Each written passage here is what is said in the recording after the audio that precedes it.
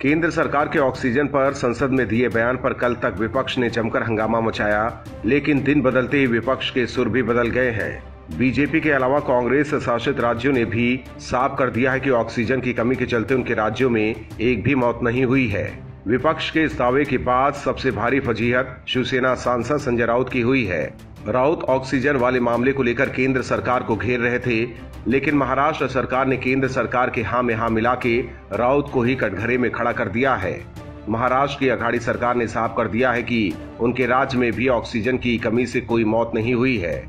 इससे पहले संजय राउत ने केंद्र सरकार के पास दावे पर आपत्ति जताते हुए कहा था कि मेरे पास शब्द नहीं है।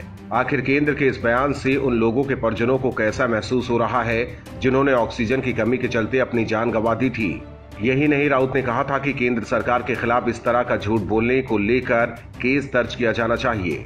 दरअसल बीते दिनों संसद में केंद्रीय स्वास्थ्य राज्य मंत्री डॉक्टर भारती प्रवेश पवार ने कहा था कि किसी भी राज्य में ऑक्सीजन की कमी के चलते मौत की जानकारी नहीं मिली है।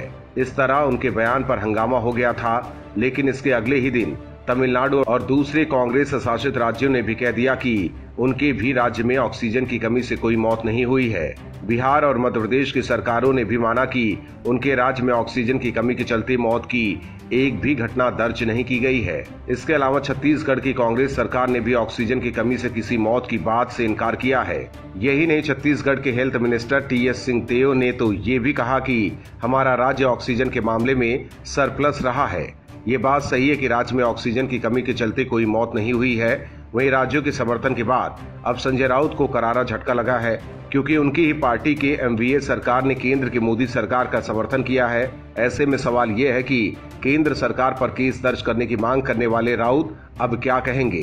खैर, वो जो भी कहें, लेकिन ऑक्सीजन पर बवाल काटकर विपक्ष फिलहाल अपने ही बिछाए जाल में फंस गया है।